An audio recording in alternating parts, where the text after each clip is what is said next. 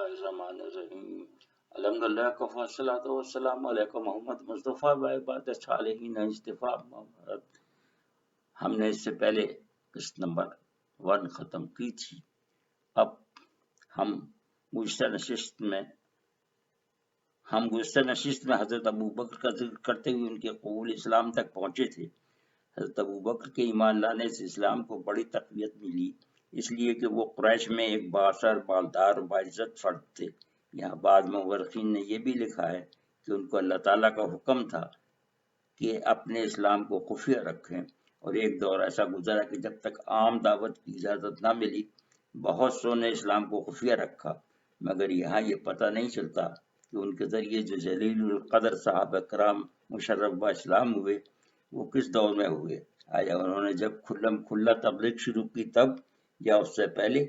मगर एक रिवायत से ये पता चलता है कि हुजूर के दावे नबूवत के साथ ही वो मुसलमान हो गए थे, और वो हज़रत तला की ज़ुबानी है, जिसको वाक़दी ने कई हवालों से बयान किया है।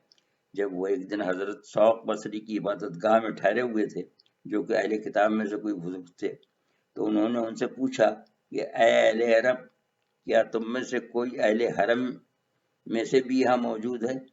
तो मैंने कहा हाँ, मैं खुद उन्हीं में से हूँ। तो उन्होंने फरमाया कि क्या तुम में से अहमद ने नबूवत का दावा किया है? मैंने दरियाफ्त किया कि कौन अहमद? तो उन्होंने कहा कि अहमद बिन अब्दुल्लाह बिन अब्दुल मुत्तलिब। फिर बोले, यही वो महीना है कि वो खुदा की तरफ से बासियत नबी मबूस होने वाले हैं।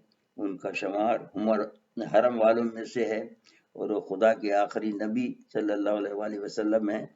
वही मक्का से नखलिस्तान की सरसब्ज़ और शादाब ज़मीन की तरफ हिजरत करेंगे, और तुम उन पर ईमान लाने वाले अव्वलीन लोगों में से हो गए। वो फरमाते हैं कि शौक बसरी की बात मेरे दिल में उतर गई, और जब मैं मक्का पहुंचा तो लोगों से पूछा, तो उन्होंने हुजूर के ऐलान नबूवत की तस्दीक की। फिर मैं अबू बकर से मिला और उनसे पूछा कि क्या आपने उनके ऐलान रिसालत की तायीद और तस्दीक की है? जब उन्होंने असबात में जवाब दिया, तो मैं भी तस्दीक रिसालत पर माइल होकर उन्हें बरक समझने लगा, और उसके बाद मैं अबू बकर के हमरा हुजूर की खिदमत में हाजिर होकर मुसलमान हो गया। हजरत शौक बसरी की बातें हुजूर के रूबरू अर्ज की। जब मैं और अबू बकर मुसलमान हो चुके, तो एक दिन हम दोनों कहीं जा रहे थे कि शेर कुरैश नाफिल बिन खवलद, जिसकी कुनियत इब्न अदविया थी, उसने हमको रास्ते में पकड़ कर रस्सी से बांध दिया। और बनु तमीम हजरत अबू बकर के कबीले वाले भी मज़ाहिम नहीं हुए। उसने मुझे और अबू बकर को शीर व शकर कहा, और हमारे इस्लाम को दोनों की मिली भगत करार दिया। हुजूर ने अल्लाह ताला से दुआ फरमाई कि या अल्लाह इब्न अदविया के शर को उसी तक महदूद रख और हमें पनाह दे। इससे पता चलता है कि वो दावत के पहले महीने में ही ईमान ले आए थे। बहरहाल उनकी दावत पर 5 अफराद और ईमान लाए, जो कि सारे के सारे अशरे मुबश्शरा में शामिल हैं।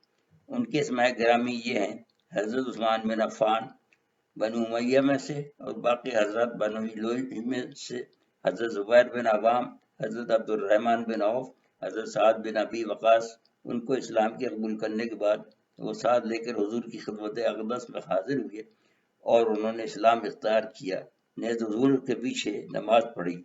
यहाँ एक हदीस भी इस सिलसिले में है, जो कि हजरत अबू बकर का हुजूर पर एतमाद, उनकी मामला फहमी जाहिर करती है, जिसमें हुजूर ने फरमाया, मैंने जिसको इस्लाम की दावत दी, उसने कबूल करने में किसी न किसी तरह ताख़ीर जरूर की, जिसकी वजह सोच विचार था और पसोपेश था, बजुज़ अबू बकर बिन कुहाफा की कैफियत के, कि जब मैंने उनसे जिक्र किया तो न उन्होंने इसमें ताख़ीर की और न पसोपेश किया। उनका यही जौहर बाद की तारीख में भी बहुत से मौक़ों पर नजर आता है। इसके इज़हार का दूसरा मरहला वो था जब हुजूर को मेराज नसीब हुई और लोग काबे में बैठे हुए थे। उसका मस्का बढ़ा थे कि अबू बकर रज़ियल्लाहु ताला आते हुए नजर आए। उनसे कहा कि अब भी तुम उन्हें अपना रहबर मानते हो? جبکہ وہ ایسی بے سر آپ باتیں کر رہے ہیں۔ پھر پورا وہ واقعہ معراج کا ان کی گوش گزار کیا تو ان سے پلٹ کر صرف اتنا پوچھا، واقعی وہ ایسا فرماتے ہیں؟ اور جب سب نے جواب اسباد میں دیا تو فرمایا کہ اگر وہ ایسا فرما رہے ہیں تو میں اس کی تصدیق کرتا ہوں۔ وہ مایوس ہو گئے، جبکہ اس سے پہلے یہ واقعہ سنا کہ وہ کئی لوگوں کو بدعقیدہ بنا چکے تھے۔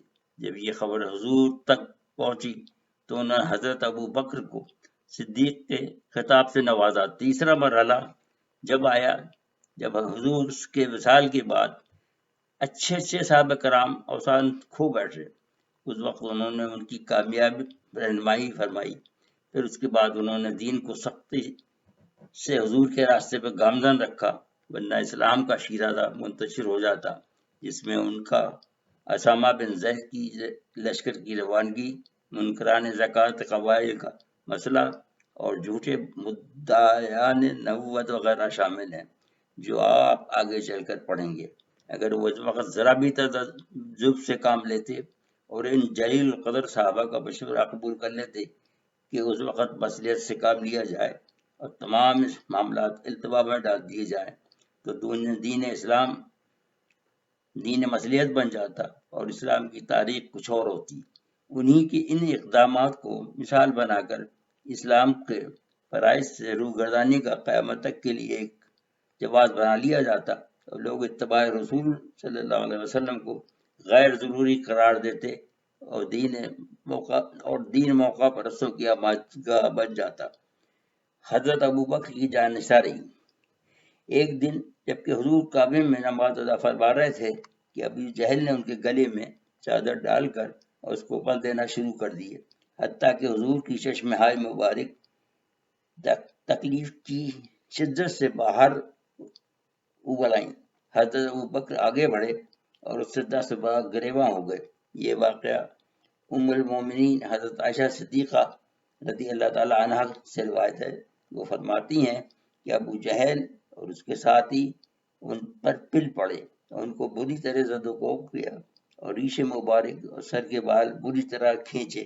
اتنے میں بنو تمیم کے لوگ آ گئے اور وہ ان کو بچا کر لے گئے، لیکن کئی دن وہ اس چوٹوں کی وجہ سے درد سرد میں مبتلا رہے۔